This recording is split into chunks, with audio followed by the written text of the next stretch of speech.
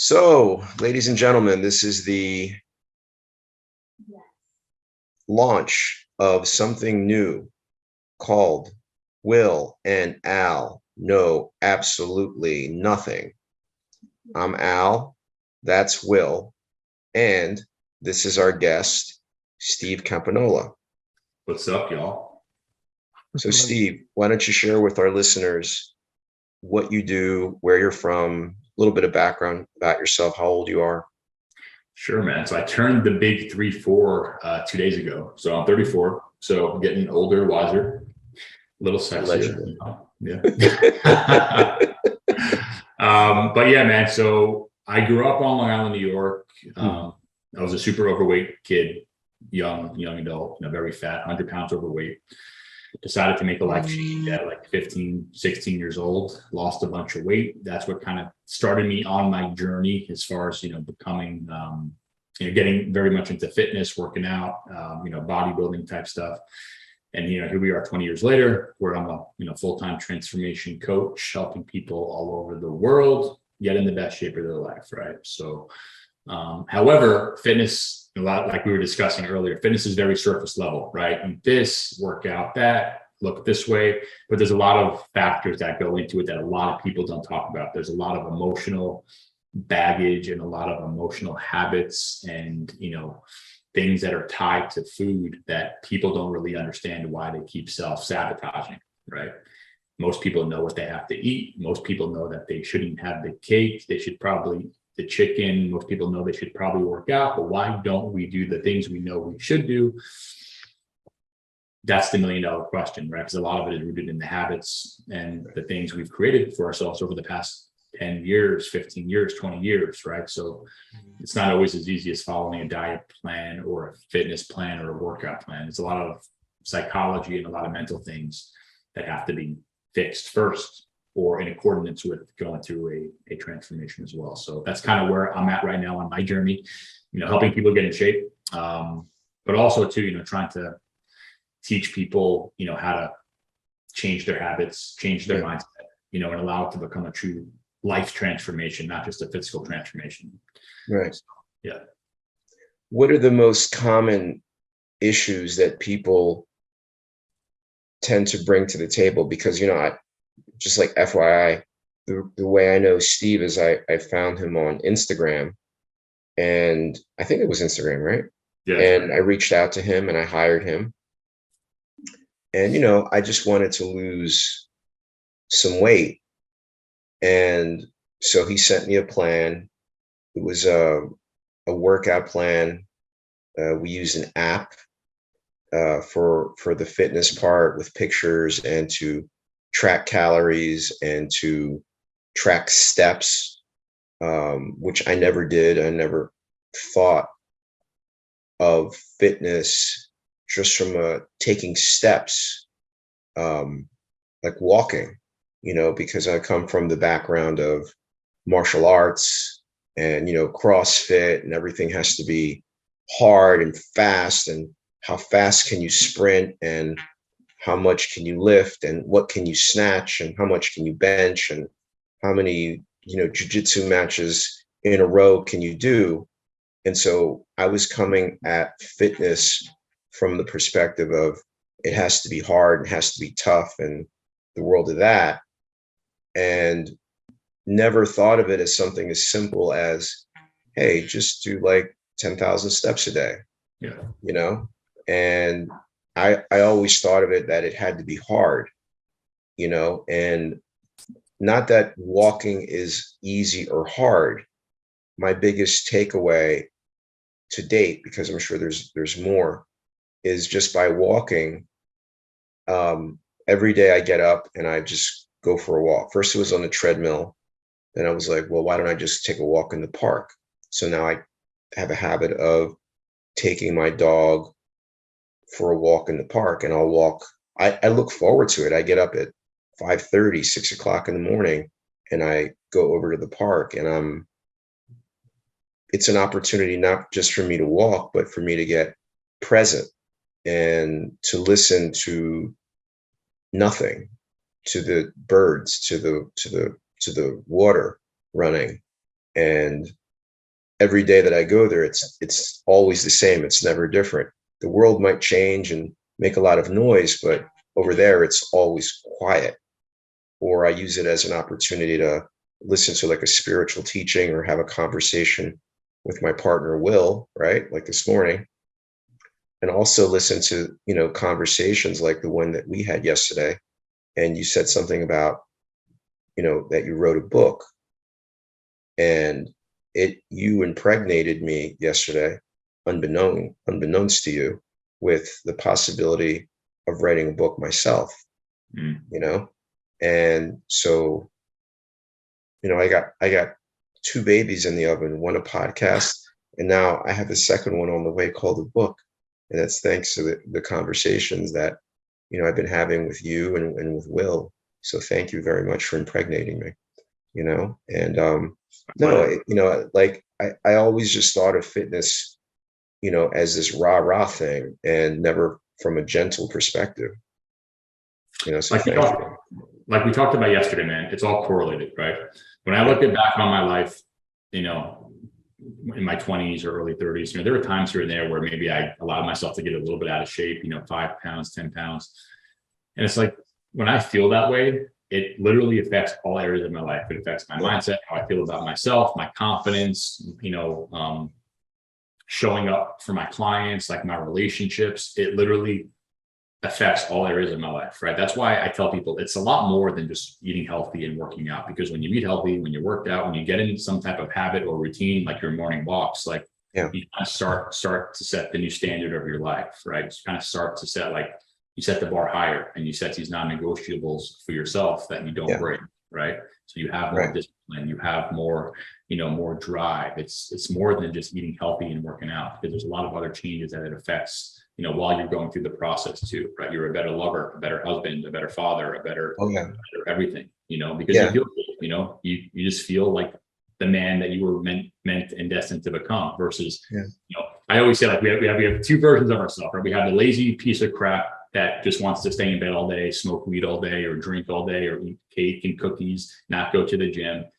That's the worst version. Then you have, the 2.0 version, where it's like, okay, what would the best and highest version of me do today? Would he go to the gym, or would he sit on his ass? Would he, eat healthy foods, or would he, drink beer and eat burgers and fries, right? Would I show up for my wife, or would I, go out with the boys drinking? Would I be playing with my kids, or would I be, playing video games, right? So we're bombarded with a million choices every day, but it's like, okay, when I evaluate my habits throughout the day, I have a choice. What version of myself am I going to choose to feed today? Because that version is going to grow, right? The more decisions you make for that person, that guy is going to grow, versus the more you feed the lazy. It's the whole good wolf, the good wolf and the bad wolf. I think it's a Cherokee Indian. Yeah. You know what I'm talking about? Yep. You ever heard of that, Will? No, I haven't, but I have something similar in my mind that creatively speaking, it leads to cultivating your garden, so to speak. You are planting these seeds daily, consistently, and the more you pay attention to that particular thing, it's growing, because you're focusing, like your eyes or your attention is the sun, so to speak. You know what I mean? So, and it's about momentum too, right? Like building momentum is the most important thing. Most people never reach their destination because they just can't get started or build the momentum, or they try something for a day or two, or even a week or two, and then they give up, right? They don't ever really get into that place of like building enough momentum. Because once you have that momentum going, you want to keep doing it. You become addicted to the process. You become addicted to the results. It's like, oh, crap, it's working. I want to keep doing this. I'm looking in the mirror. I'm looking better. I'm feeling better. Like, why wouldn't I want to keep doing this, right? You actually hit a point where you can't go back, because if you go back, then you feel like crap. So it's just, you're just kind of raising the standard and raising the bar of your life, right? What shows up for me too is, I was, like, for example, listening to Mike Tyson, and he was on a podcast himself with Graham Hancock. And for some reason, I know they were talking a lot about history, and he was talking about how much he admired Alexander the Great. Alexander the Great, by the time he was 18, he'd conquered most of the world. And him and his troops walked all the way from Macedonia, I believe, like northern Greece, to India, just walking and marching. And I'm like, wow, that's unbelievable. And I'm just walking my dog, but when I also walk, I also think about our ancestors walking out of Africa. I get really present to that, you Yeah. know, and I Yeah. think about, all the people around the world that, we take for granted that we have food in every direction, or at least calories, maybe not food. We have calories to be able to sustain ourselves in every direction. And also, we just drive our cars there. Our ancestors and even people to this day, they have to walk for miles and miles and miles to get a little bit of food. And I do a lot of my walking actually exclusively fasted, maybe with like a little bit of caffeine. And it helps me really focus as well on, or be with the fact that my brothers and sisters around the earth are really dealing with very difficult, trying sets of circumstances. People that are refugees, they're walking not because, they want to get in shape. They're walking because they're fleeing their homes, because their homes are being bombed, right? Yeah. So there's a whole another spiritual component to just walking that I've never really given any thought to, until I really started, doing it. There's always something people could do. There's always a way you could start. That's why I hate when I hear people say, I don't have time, or I don't have a gym membership, or I don't have Right. this. Like, dude, Yeah. That's most a people- mindset thing. Yeah, go ahead. Yeah. yeah. I mean, most people have these limiting beliefs, and they're, kind of goes back to what I was saying before. They've just been so set in their ways for the past 5, 10, 15, 20, 30 years that it's just horrible. Just, just a poison mindset. Right. But it's like, if someone's 30 pounds, 40 pounds, 50 pounds overweight, and they're just going for a walk every day, like that Yeah. person literally has 40, 50 pounds of resistance on their body in the form of body fat, right? It's like Right. me going outside and putting on a 50-pound weight vest. Yeah. Your body's going to burn exponentially more calories because you have more mass on your frame. So every step you take, you're going to actually be burning more calories than someone that's in shape, or someone that has less body fat on their body, right? That's why I tell people, listen, if you're overweight, just go for a walk, 15, 20 minutes a day, put on a podcast, put on some music, or even do, a lot of people today are working from home, man. But what do? They do their Zoom calls, or they do their phone calls sitting at a desk for 8, 10 hours a day. It's like, you could do those calls just, going for a walk, or buying one of those, treadmills that you put under your desk and having a standing desk. Like, there's always something you can do. You don't have to join a gym. You don't have to kill yourself. You don't have to go do, weight training. Start where you are, right? Do what you can. Like, that's the biggest thing, is starting where you are. And then the better you get, the more weight that comes off, the healthier you feel. You could advance and progress and add in different things to keep things going. But people just have to start. But getting someone started, man, and breaking, 20 years, 10 years, 5 years of being stuck in those ways, that's not an easy thing to do, man. Yeah. Fortunately, a lot of times it takes a health scare. It takes, someone will message me saying, hey man, I just got back from the doctor. The doctor says I'm pre-diabetic. And now they want to work with a coach because now they're scared, right? Because like, oh crap, I might have diabetes, or I could possibly have diabetes, or, someone has a heart attack. And now they want to get in shape because they had something really, life-threatening scare them, right? So unfortunately, a lot of times it takes something like that to scare people into change. Because if they don't want it bad enough for themselves, if they're not sick and tired, or feeling sick and tired, they're complacent, and they'll stay stuck there for the rest of their life, man. And to me, it's the saddest thing in the world, right? Mediocrity. I like to use the term I heard a couple of years ago, that we're being civilized to death. Yeah, it's true. I think that's a really interesting way of looking at things. We're it's like the bird in the gilded cage, where we have all this technology, we have everything at our fingertips. Even if you don't own a car, you can go on your phone and get a car within 2 seconds, have someone drive you somewhere. If you want food, you can order food from any restaurant right on your phone. If you want a relationship, well, some kind of relationship, you can go on your phone and dial that up too. And everything is instant gratification. And I think that when things are too easy, that's not good, because it doesn't allow you to struggle. And it's the struggling and suffering that you do in life that creates the human being that that you are, that's worth being, when everything's just handed to you, you're just a spoiled child. That's why, as a man, I mean, of course, both females and males, but it's critical that you put yourself in an uncomfortable position every single day and challenge yourself, whether it's mentally, physically. Like, the problem is today we're just too comfortable, man. We have a roof over our head, we have electricity, we have our phones, we have our computers. Like, things are too damn easy, right? We weren't created to be like this. Like, years ago, you had to be able to walk and run and hunt and chase things and protect your family against predators. Today, it's like, what's our biggest threat? Like, leaving our house, driving our car, I guess, maybe getting in a car accident. Like, that's the biggest threat we have. I really think our biggest threat is ourselves. I think our biggest threat is to ourselves and towards others. And like we're talking about, the convenience, like, there's nothing to survive, and we were designed to survive. Our ancestors, I get real present to that every morning. I said, well, I'm choosing to take a walk in the morning, but my ancestors from time immemorial got up every morning and had to go out and do these hunts. If not, everybody would starve to death. And starvation was a thing that starvation and exposure are the two things that human beings died of, right?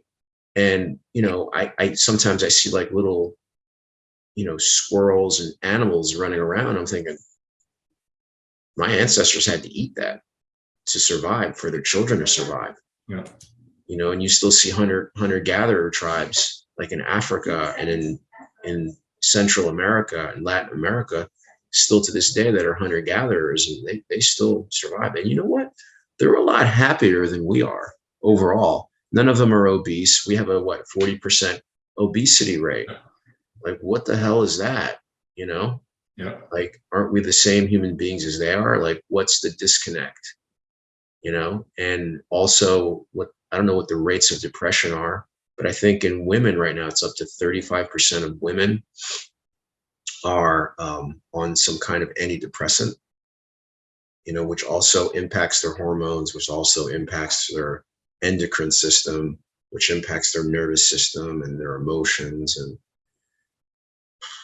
what's going on, man? The problem is, like, people just get, so many different ways to get stimulated, right? Like, the first thing people do when they wake up in the morning is they check their phone, and they're on their phone all day, and then they're on their phone until the moment they close their eyes, right? So it's like, checking Instagram and seeing if someone liked your photo, or someone, messaged you on Facebook, or, it's like you're getting these little bits and pieces of dopamine spikes throughout the day, to where it's like, now it's harder and harder to actually, get a real dopamine release and experience real happiness when something other than your phone, does something for you, right? So I always say this, man, we live in a time where we have access to more information than ever before. Everything that we ever need is on this device right here. I mean, I could have any answer in the world. I could speak a different language, in 2 seconds.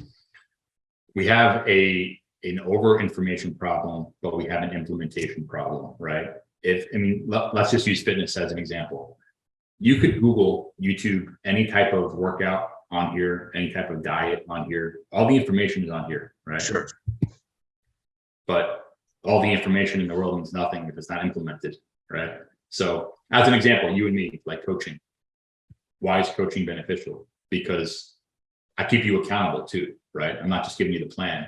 We're actually looking at your progress and your photos and your weight and tracking things and seeing, okay, making sure that you're doing the work, right? The information's out there, but most people aren't strong enough to hold themselves accountable and stay consistent and follow a plan, because the second someone gives them a burger or someone puts a donut in front of their face, they're going to go with the donut, right? Right. So if I'm hearing you correctly, it's so really what we're also lacking is relationships that are not only intimate, but powerful. And, a coach student or a teacher student relationship is very significant. It can be very powerful. If we really look back on our lives, the people that have made the biggest difference and the most impact in our lives have been our teachers, starting first with our parents, and if you have good parents, amazing parents that are great teachers and great coaches and love you, then chances are you're going to probably turn out to be a hell of a human being. Yeah. But if you have poor teachers, or you have a great teacher that doesn't provide you what you need, or you don't want to listen, that has an impact as well. Yeah. So it's a two-way street, in that relationship. Yeah. Yeah. I mean, like martial arts is a perfect example of that, right? Totally. The sensei, student relationship, or the, coach student relationship. It's like, Yeah. You have respect and admiration for the person that has been through it. They have years of training under their belt, and they have the experience. And because you have a sense of respect for them, you're going to do what they tell you to do, because you don't want to let them down, because you don't want to have to deal with the consequences of that, right? So that's why I'm just so big on accountability in every area of life, whether it's starting a business, getting in shape, martial arts. Like, there's a coach out there for everything, someone there that's out there to keep you accountable to things. And because ultimately, like I said, man, there's a million things going on at once, scrolling Instagram, scrolling social media, the news. It's like we're just inundated with so much crap on a daily basis that it's so hard to stay focused on one thing, right? Everyone is going in a million different directions. It's like, how do you maintain that focus and just, go after? Well, how do you? You tell me. How do you do it? I mean, you have to put certain parameters around, around certain things that are a temptation for you, right? It's like, if you know yourself and you know that you're on Instagram for 5 hours a day, yeah, you got to put some safeguards in place. So I'm asking you, how do you do it? Yeah. What's your practice? So I don't check my phone until 12 p.m. every single day, right? So Okay. I'm up at like 5 a.m. most mornings. I have my coffee. I try to get to the gym, get my workout done first thing, come home, start with client messages, things like that, stuff, maybe work on some, content, things like that. And then by 12 p.m., that's when I'll actually check my phone for the first time every day. And then I try to have my phone off by like 9 p.m. at night. But, it's very easy, man, to get trapped into, like, once you get on that phone and you're on TikTok or Facebook and you're like, oh crap, I've been on here for 45 minutes. Like, oh, wow. It goes by like that, These apps are made for that. They're addictive. They're made to be addictive. There's so much information out there in regards to these developers putting it's just the work they do is fascinating to me. It's genius how much I even hold myself accountable on Instagram, where I limit myself to 30 minutes maximum, but then I'll catch myself going over the hour. And I'm like, wow, it's just a powerful tool they develop on all these social media platforms. And it's what engages you that keeps you there. Well, aren't they using game theory? The last thing I said was I was talking about game theory, and my understanding of what game theory is, I mean, fundamentally, is where you can turn anything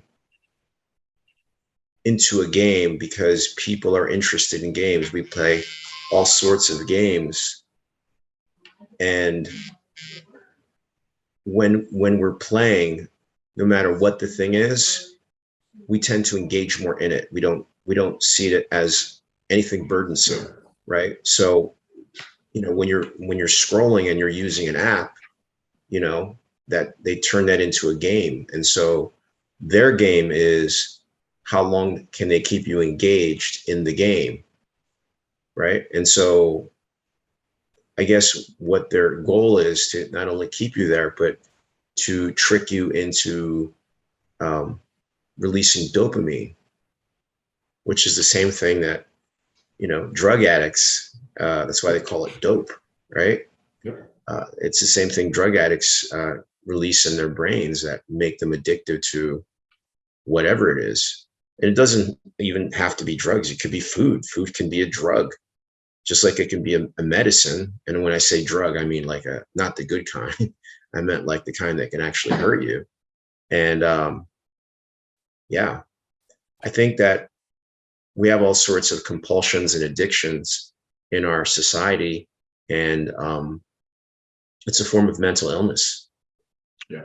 And Um, large corporations are drug dealers, essentially. I think a lot of people have to do like a self audit on themselves, right? You might be triggered by something or addicted to something that I'm not addicted to, right? Like you and me talked about this yesterday, Al. Peanut I'm a butter. fitness coach, but I am a recovering food addict, right? Yeah. Most people wouldn't think so by looking at me today. I'm 6'2", 215. I work out. I look pretty fit and healthy, but I know where I'm weak, and just because I lost weight and I'm in shape and I try to live this healthy lifestyle. Yeah. I don't keep certain foods in my house because I know if it's there, I'm going to eat it. Right. It doesn't matter how strong I am. It doesn't matter, how disciplined I am. Like, it's only a matter of time before I'm going to talk myself into going and raiding my pantry if I know the food's there. So I keep it in the house. Right. I only keep the right foods in the house. So you just have to know where you're weak. If you know you like to drink, hey, don't keep alcohol in the house. If you like to smoke, or if you like candy or Oreos, don't keep it in the house, because if it's there, you're going to talk yourself into eating it. It's only a matter of time. You might be able to go a few days without it, but I guarantee you, in a moment of weakness, it's going to go down, and then you're going to hate yourself, and then you're going to be hitting the reset button and starting over again, right? So, same thing with porn, right? Porn addiction is a very serious thing for most men today because it's instant. You go on your phone, you get off. Yep. Get that hit of dopamine, and now you feel like shit, and you feel depressed, and you're not motivated to go out and actually talk to a real woman or have real intimacy because you just got a hit on a fake couple, banging, right? So there's a lot of things that you have to kind of set certain parameters and safeguards in place, and even have accountability partners, man. Have a friend, be like, hey, dude, I'm struggling with this. I'm going to confess to you, or I'm going to pay you $100 every time I do this or that. Sometimes you got to be extreme with it. Sometimes, like, if you want extreme results, if you have an extreme addiction, which a lot of people do, but they just don't want to admit it because it sounds bad, you got to deal with it in an extreme way. If you have a problem with food, you got to deal with it. If you have a problem with not working out, you got to deal with it. If you have a problem with certain things, like, most of these habits don't seem destructive on the surface, but they're tearing you apart internally. They're tearing your spirit apart, your soul apart. And you don't realize it in the moment, but it's literally slowly corroding you and your mind and your emotions and your thoughts. And it might not manifest today or tomorrow or next month, but it's going to manifest little by little, over time. This week, one of my best friends. So for those of you that don't know, I seem to be experiencing a spiritual awakening, we'll just call it that. And so part of my journey now at this point in my life has been going to some of my friends who I've had for a really long time and say, hey, look, I'm at a point in my life where, our past is great. We've done a lot of really wonderful things together, but to be honest with you, the way our relationship shows up now, it kind of sucks. There's a lack of intimacy, either from me to you or from you to me. And there's a lot of deadness in that space.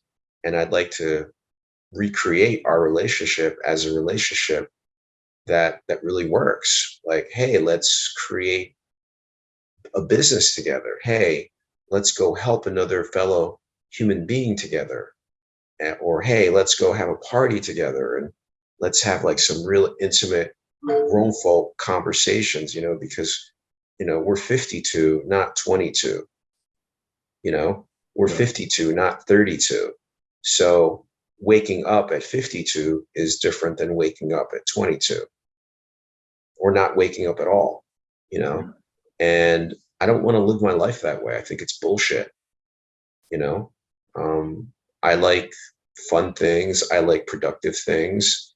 I'm not the kind of guy that wants to sit at the bar and talk about the good old days as if my best days are behind me. Yeah. That's fucking bullshit. It does not work for me.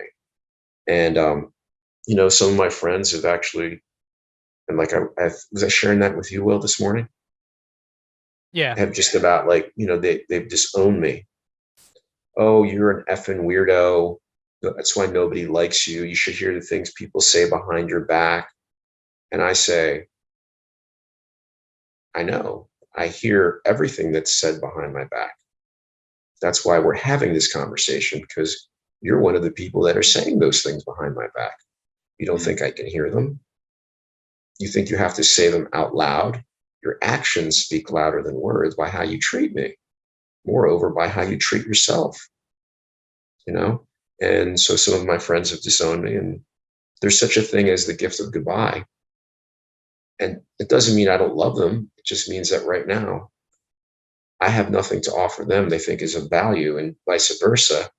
And, one of my friends came to me and we had a really deep heart to heart conversation. And about a day later, he called me up and he said, "Hey, Al, I have this friend, very successful restaurateur. And he told me that his wife just filed divorce papers for him and he's living with his mother and he's got an addiction to drinking. And hey, can you have a conversation with him?" And I thought, that's my friend right there. This is something that we're doing together now that's really valuable, that, where we can make a difference with a fellow, human being, and build, like, we have this beautiful relationship and we can now share our friendship, and our love for each other can make a difference with someone else. And we can create a relationship with that human being as a duo, and that, for me, that was like fantastic, because it stopped being, what do you got? What don't you got? How much money? And the world of that. And it just became about brotherhood and also, making a difference with someone, Over the past few years, for myself, like my best friends that I consider best friends today, and I don't have a lot of them, I've met them over the past 2 to 3 years. Oh. Because we've met at, maybe like a business event or a fitness seminar, and we just clicked. They're getting after it. They're successful in their life, and I want to be like them. They inspire me, that they motivate me. And even though we've only had a relationship for a short amount of time, it's like it's a closer bond than childhood friends, or maybe kids I went to high school with or school with, that we kind of just grew apart. So I'm a big believer, like, you don't have to stay friends with people just because you were raised with them, or just because you're friends, because people grow apart too, man. People change. Yeah. Like, I had friends 10 years ago where now it's funny, because when I started my fitness coaching, a lot of them made fun of me. They're like, "Oh, so you're going to be one of these fitness influencers now?" Right. And it really got to me. And that's why I held off for so long. I was afraid to put myself out there on social media, because I'm like, man, they're going to make fun of me. Sure. But, it's funny now, because a lot of those same guys come to me and they see me out, at the gym, or they see me in public. They're like, "Hey, man, you're crushing it. Can you send me a program?" Or, "Hey, man, I'm trying to lose weight. Can you help me?" So it's funny how that changed, right? But those people weren't supporting me before, but now they want to come back around and play Mr. Nice Guy, right? But you're under no obligation to be loyal, or to keep people in your life just because of the time frame that you've known them for, right? Time really means nothing. Yeah, I agree. Yeah, I have similar experiences. When I met my wife, she had 2 kids, and it was a different type of lifestyle for me personally, because I had friends that don't have, they weren't in relationships, or some of them were, but none of them had kids. So as soon as I jumped into the having kids thing, my accountability thing changed. Everything, just priorities changed. So it was more about spending time with the family and making sure that the kids were taken care of, versus like going out to the bar because they want to go hang out. And it's just, long story short, we didn't align because of that. And they didn't want to come to my house because I had kids there, I guess. And it just fell apart, and it broke my heart, because I was really close to them. And I was like, what happened?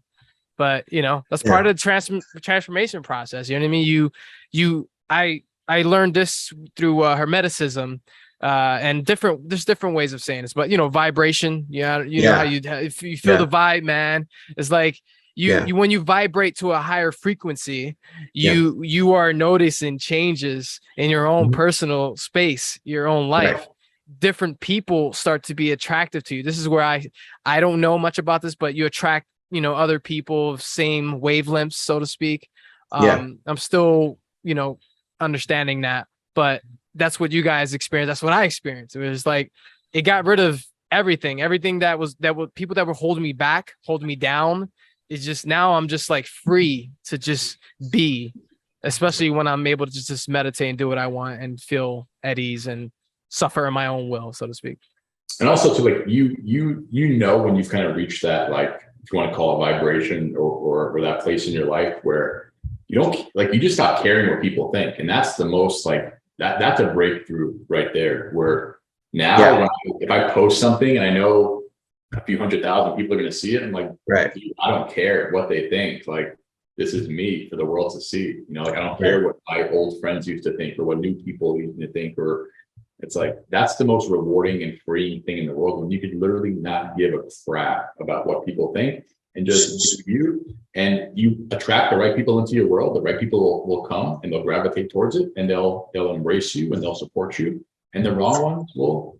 For me, it was like a little trickier, because that conversation I had a couple of days ago with one of my best friends since I was 6, he's not my friend, he's my brother. He was really upset with me because some of the things that I've been sharing about my personal transformation, they're wild, and they see such a dramatic change in me that they literally thought I was going crazy, and I don't blame them, but what I thought was kind of interesting is, like, I would like send them a text message with a beautiful Marvin Gaye song, and it was my way of saying, "Good morning, I love you." And they got real triggered because I said it at 7 o'clock in the morning, and the world of that. And so I think either he appointed himself ambassador for my group of friends, or they appointed him. I'm not sure whichever it was, but we had a lunch, and during the lunch he said to me, "Hey, don't you care what people think?" You hear that sound back? Sorry, not to Sorry? cut you off.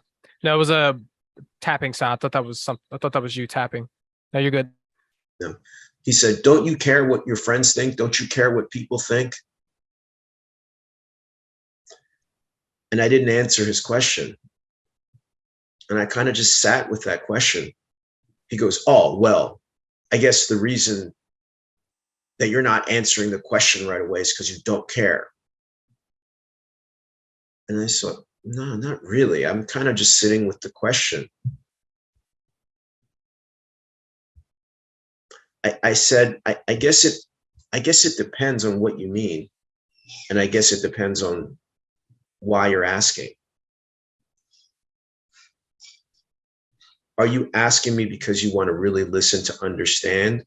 Or are you asking me if I love you? If it's because you're asking me because you're asking if I love you, I love you to death. And I hear what you're asking me from a caring and loving place of concern. But at the same time, I'm going through a transformation. And when you're going through a transformation, that transformation in and of itself is a form of self-love. And it's a reset, and it's a way of taking a look at your life around what works, what doesn't work, and also where you haven't been fully expressing yourself, or you've been keeping yourself small when you're not small, when you're huge. You're a part of the infinite. You're part of consciousness itself, which is part of God. So when you ask me that question, it's a bit of a loaded question, and there's a complexity to it. And I don't want to just blurt out a yes or no. I want to have a nuanced conversation around that, because I really want you to get where I'm coming from. And I also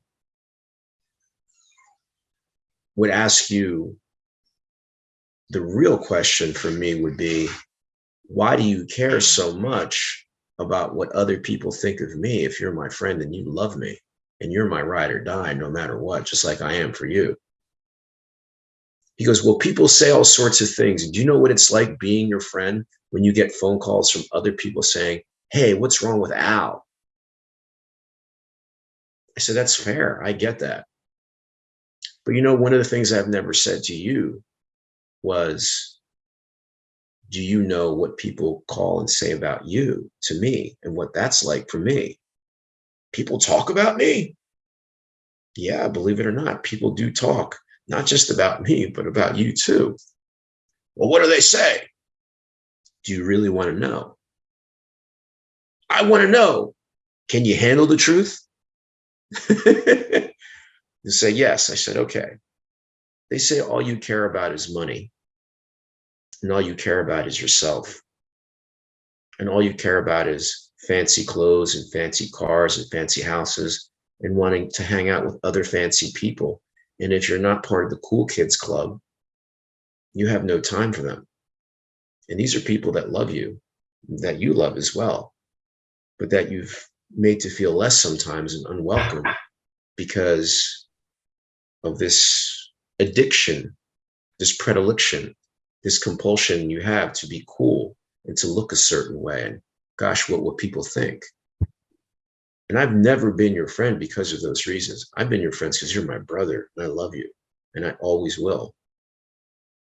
And I've been put in positions where I've kind of had to defend you and explain you to people and let them know that my view of you is far more greater than their view and that there's more to you than all those things. And he's like, wow, I didn't know that. I was like, yeah, I kind of held that in.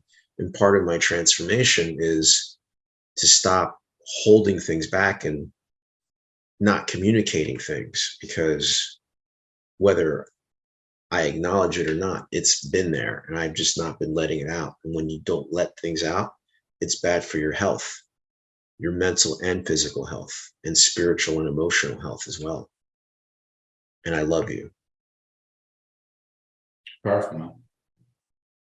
Not everybody can handle that power, brother.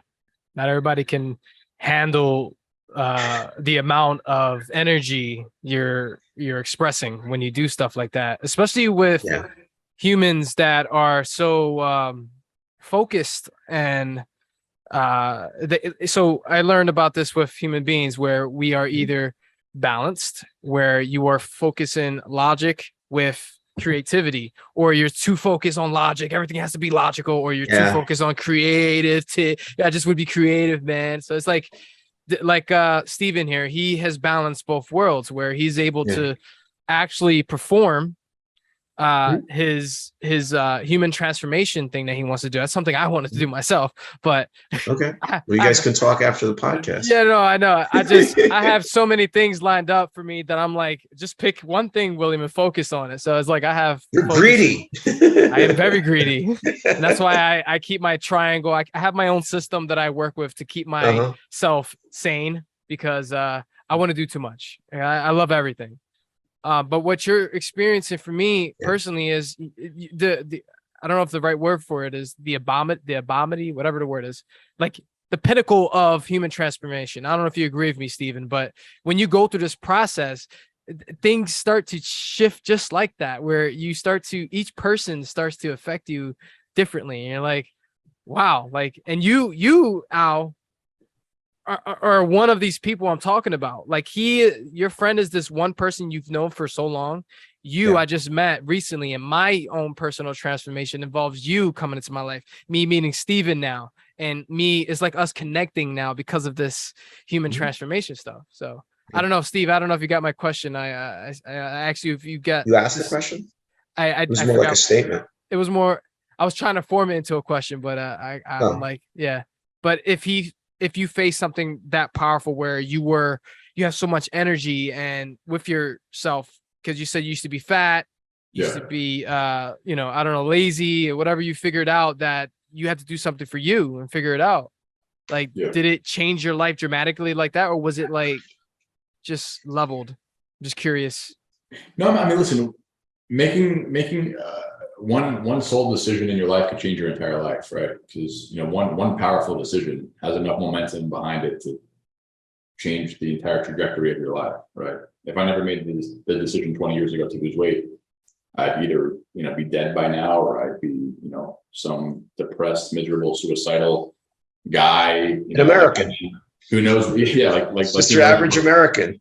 Who knows what path I would have went down, right? So one decision changed my life. So, that's why I tell people, don't ever underestimate the power of one decision, because one decision could literally put That's you very true. entirely in different trajectory, whether it's leaving your job, pursuing a business, or pursuing a relationship. Maybe you feel someone's out of your league and you're talking yourself out of not talking to her. I mean, what it comes down to, and me and Al talked about this yesterday, is like, life is short. We get one shot at this. We get one. Allegedly. That's something we know nothing about. That's up for debate. But until psychedelics it kind of argues with us. Yeah. To tell us, maybe. But when you know your time in this present body, in this body, that's a better way of saying it, is limited, and death is imminent, right? Yeah. Like I've talked about this before. My mom passed away at 52 years old 6 years ago. She went to the hospital, or she went to the doctor one day for a routine checkup, and that day the doctor said, "Hey, you got 1 year to live," and she was gone in a year. It's like, what did she pass from? Cancer. What sort? It was colon cancer. So, but now you could either look at that, as a blessing, or I mean, obviously, of course, it sucks. I lost my mom, but I'm like, it made me realize, dude, this life that could be me. I could go to the doctor tomorrow and be told I have you to live, or you, right? So it's like, why do I care about all this other stupid crap that I shouldn't be caring about, right? Yes. When I was younger, I used to think everyone was watching me, and everyone was watching my every move, and I was so afraid to do something because people would judge me. People today are so busy with their own life and their own kids and their own relationship problems and their own money problems and their own business problems. No one's watching you, right? No one really cares that much. A lot of times we think like we're the center of the universe and everyone's just watching us and paying attention to us. They don't care, right? They're so involved with their own struggles and their own depression and their own crap. No one's watching you. So that's why I always say, just do what you need to do yourself. I disagree. I'm watching you, man. I'm watching you very carefully. I'm not. I'm watching his painting or his art behind him. Steven is invisible to me. I'm kidding. I have a question. And I think I was having this conversation, I believe, with Will. It was either this morning or the other day, or someone else. I'm not sure. So do you think, so when you made that decision to lose weight, how old were you? I was about 16. You were 16, and you weighed about how much? Close to 300. Wow, really? Got it. And how was life showing up for you then at 16? It's hard to say because I wasn't a man yet, right? I was still a kid. Okay. So I didn't really. Were you happy? I thought I was until, okay. As I got older, there started to be consequences associated with being overweight, right? When you're a kid and you're overweight, it doesn't really matter. You're not really, hadn't gone through puberty yet, so there was no repercussions for being fat, right? As you get older and things start to change and your testosterone levels start to elevate, and you're like, oh, wait, girls don't like a guy that's 300 pounds and chubby. They like the guy that's in shape. They like the guy that's the all-star on the football team. So now there's consequences for being overweight, right? So once I had that revelation, I'm like, all right, it's time to flip the script and transform, right? Got it. So that's what was there this moment where, like, for me, I think it was around, like, I liked a girl and there was something about me that didn't work for the girl about me. So what I did is I changed myself. Yeah. Like, was there an instance like that for you? Yeah, it was a girl. I had a Bingo. crush on a girl. It's always a girl. Or it could be a guy. I Girl, don't know. man. Huh? But that's what did it. I mean, honestly, I was like, dude, what happened? What happened with the girl? I don't even know. I'll be honest, man. I don't even remember what happened with her. I think I had undergone my own transformation to where it didn't even matter at that point, right? Like, that was the catalyst for the change initially. But once I started, to actually change and focus so much on myself. I was so invested into myself, and I was so obsessed with watching the process happen. The outcome with exterior motives like the girl or this or that, it was no longer relevant to me, right? Because I was doing it for myself. Whereas Important. maybe she had helped me in the beginning because I just thought that I was trying to get in shape for someone. But then once I started the journey, I'm like, oh wait, like this is my journey. Like this is for me. So was it like unrequited love? Or like you were like, was it what do they call it? Unrequited love, where you were like into her and she knew you were into her and she was like put you in the friend zone type of thing? I don't know, because I was always really shy too, man. Like I never like approached girls, or I never like, made a move. I was always the guy that was like, I was afraid of girls, man. But I was also like super insecure, man. I was like, I had no confidence. Like, so, That's something go ahead. Go ahead. No, I was just gonna say that's something fascinating to think about how, because I was afraid of girls myself, but I wanted to be with a girl so bad for some reason. I was always, since 5 years old growing up, I wanted a girlfriend so bad. And Disney films didn't help that. But it's fascinating how girls wanting the girl makes you want to go there, and then it makes you want to change for the girl. Then you realize, afterwards, why do I want to change for the girl? You realize, no, it's you want to change. So it's kind of like a mirror thing to me with human beings. Like someone else reflects on you and you're like, fuck, I can't get that girl because I have to do this. Oh, and then you reflect on that and you realize what you really want is for you to change for you. I don't know if I'm making sense, but I think it depends on what you mean. I think it depends on what you mean by you. When I say you, I'm talking about which one? The voice in your head that speaks to you to make a change, because this is your life living this body. So what do you want to do? Do you want to continue? Like his transformation, he could have continued being satisfied with being 300 pounds, eating whatever the fuck he wanted, doing whatever the fuck he wanted. But he realized the voice in his head said, hey, maybe I don't want that. What do I want? I don't know if you have a family or anything, Stephen, but maybe that was in your head. Maybe you want a marriage. These other things that motivate us to drive ourselves to move elsewhere, because we're like, this isn't enough. This isn't enough for me. It's the same concept with me having everything. I have everything I want. I don't need anything else. What else am I going to do?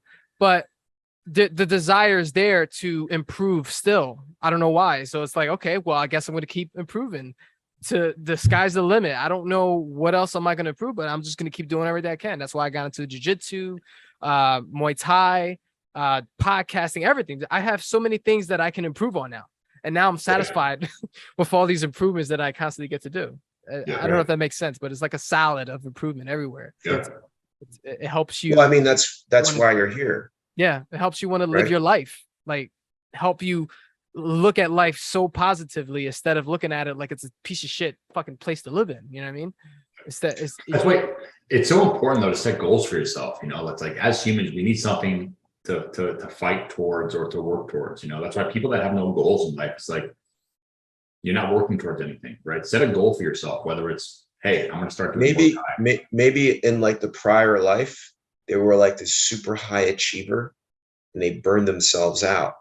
So their lesson from the last life was, don't do that again. So then they go, okay, this time when I come back this time, I'm going to do the exact opposite, where they set no goals and they have no agenda. They're just like in existence. And then they realize, wait a minute, that wasn't it either. And then the next life they come back, they learn to balance those two things. And then that becomes their lesson. Third time's a charm. Maybe the 500th time is a charm. 5 billion times. Allegedly. I was having a conversation with my cousin yesterday. He's probably got about a 180 IQ. You ever talk to someone with like a 180 IQ? Maybe. I don't even know what IQ is for people, but yeah, interesting. He's like, the other day I was asking my wife, why are all these people doing barbecue today? I think it's very odd. She's like, it's July 4th. Oh, I did not realize it was July 4th. It's like, he's like an alien. And so, my other cousin, his younger brother, really struggles with being in a relationship with someone like him. And I can't say I blame him, because I'm just starting to get reacquainted with him, because I haven't seen him since I was 14 years old, after my father was murdered. He was at the funeral. And I'm trying to get to know him. And everything is like this odd thing. At 5 years old, he could already read and write 3 languages. He worked for NASA. He worked with Steve Jobs and Wozniak when they were still working out of their garage. He went to MIT, Yale, like all for free. Like, the guy is just so brilliant. He can read and write in Sanskrit. That's incredible. That's crazy. That's nuts. Yeah. So he's a really out there kind of odd guy. And it's like he's an alien. It's like he's not from this planet. Like, human emotion, he does not emote. He's always like this kind of, it's and so I said to his brother, like, I totally get your frustration at talking with him, but I'm weird too. Aren't we all? Aren't we all? We're all weird, man. Yeah, we're really weird. And I said, us. our family's really weird, man. Like, in case you haven't fucking noticed, we're pretty weird, but even weirdos deserve love. I think weirdos are the best people, man. Mm-hmm. You Yeah. don't want to go We wouldn't be talking on this Zoom call on the internet on a thing called a podcast if it wasn't for some weirdos. When I was younger, I wanted to be like everyone else. I wanted to dress like everyone else. I just wanted to fit in. And now, as I get older, I'm like, dude, if everyone's cutting their hair, I'm growing my hair out. If everyone's growing their hair out, I'm cutting my hair. If everyone's dressing this way, dude, I'm dressing the other way. Or wearing a hat. Like, life is too short, man. Like, stand out, be different, embrace your differences. Like, we're all created differently. We all have something different to offer to the world. But you're not here to be everyone else. You're here to be you, bro. I'll share my recent trip. I had a 6-gram trip. Oh God. And let me tell you, I tapped out like within the hour. I tapped out. I had to reach out. I tried my best to text my wife with my phone becoming like holographic and shit. And I had to text her, I need your hand, please. I just need your hand, because having trouble here. Anyway, after that, the colors, man, it showed me, this is just a theory, that we are all different colors of the color wheel. Uh-huh. And that's what we are. And that's when I learned that, I was like, bro, okay. The judgment thing, the judgment cycle that loops in my head of judging people for being different and judging that person because of this and that, because I've been working on that, trying to not judge people, just learning to love everybody, even the people I don't like, or I have a distaste for. That color wheel thing showed me everything, that we are all different colors, and that's what's beautiful about it. We're all different hues. You know what I mean? Why would we want to be the same? That's why we're called humans. Yes, there you go. Yes, that makes sense. Hues, humans, you get, that's exactly. You'll get my bill in the mail later. Okay. I'm gonna end this. No, I'm kidding. We're gonna have to reset again. I'm sorry we have to keep doing that, but we're okay. We're not upgrading to pro until we figure out. You're our first. We're breaking our cherry with you, Steven. Be gentle. I'm honored.